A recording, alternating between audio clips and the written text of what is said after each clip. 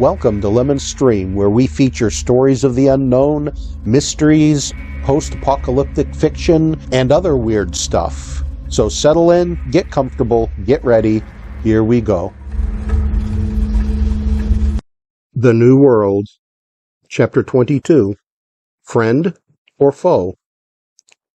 It's them, said Sandy, but who's that with them? There's two other people. Michael and Stevie had been making daily trips further and further north up the road. They had explored several more houses, bringing back a little food from each. Nothing as bountiful as the Kenny farm. This time they were returning with two other people, trudging slowly down the snowy road. Go get your rifle and tell the ladies to secure the children in the basement, Darren said to Sandy. Sylvia and Ma can stay with the children. Tell Joe and Denise to get their guns and stay in the kitchen by the front door. Sandy nodded, took off towards the house. Hey, yelled Michael, when they were close enough. I brought company. Finally, the four made it to where Darren was standing at the top of the hill.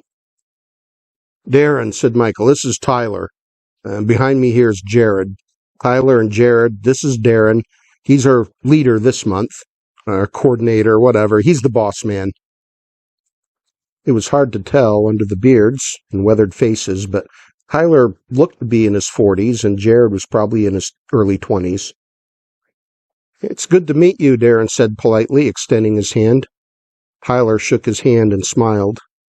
It was quite a surprise to meet your friends here, Tyler said. We were beginning to think we were all that was left up here. They're about 4 hours up the road, Michael said. They've got a small homestead in the woods up a long driveway. Yes, Tyler smiled. We had a dream once, during better times, but it's a real struggle now. There's 27 of us, mostly family, that showed up when the first bomb was dropped. We have 80 acres on paper, but only a couple acres are cleared. Food has been our biggest problem. We'd put up a lot, but not enough for a group this size, and we've had to send a couple people away. They just weren't compatible with the community, and their actions threatened all of us. We understand that, said Michael, for sure. Well, said Darren, why don't we go inside where it's warm and talk some more? It's getting dark. He was suspicious and wary of the newcomers. He didn't want to give away too much information in case they were like the McSpaddens, but he also didn't want to miss the chance to build friendships if they were good people. He wanted to learn more about them. The 5 men walked up to the house and in the door. Joe, said Darren, once inside, go tell the ladies to let the children up. Denise, see if you and Ma can fix up some extra food for supper tonight so these friends can join us. The men and women pulled up chairs. I envy you, said Tyler, looking around. So much space for your group? It's Michael's house, Darren said. We all sat out the fallout down in his basement. We're all family in one way or another. Nice, said Tyler. Did everyone make it? From our own experience, I think I know the answer, but I'm curious. We've lost a couple, said Sandy. And we had to deal with one who, well, like you said, was not compatible with the community. Almost got us all killed. I'm sorry to hear that, said Tyler, shaking his head. These are bad times. You sure learn how to appreciate those you do have. We're lucky to still have the 27 of us. And mostly girls, Michael said with a laugh, looking over his shoulder at Stevie. Stevie gave an embarrassed grin and looked down at the floor. Food, Tyler continued. Like I said before, it's our biggest challenge. I assume it's a challenge for you, too? How are you set for the winter? Sandy asked. Well, depends, said Tyler. We don't have enough for everyone for the winter unless we slaughter the goats. They have lots of goats, said Michael, a big herd. And chickens, Stevie added.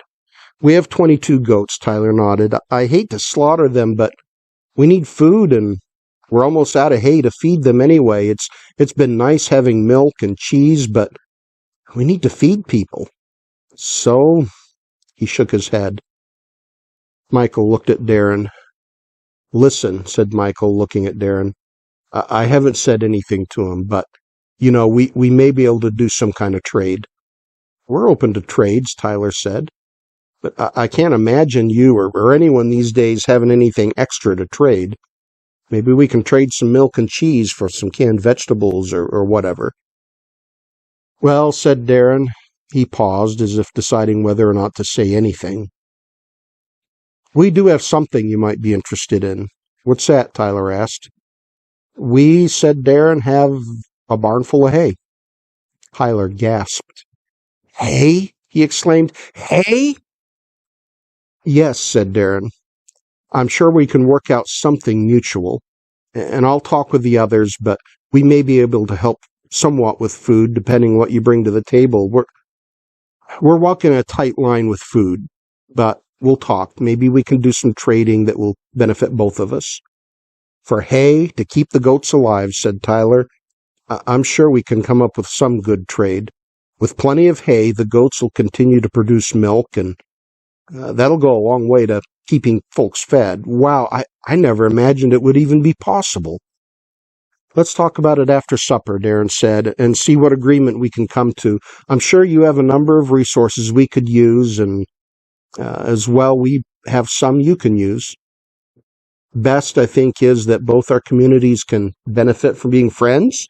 Friends seem to be in short supply right now. The group and their guests had a hot supper, then spent another 3 hours talking out a trade deal. They finally came to a tentative agreement, which Tyler agreed to take back to his community.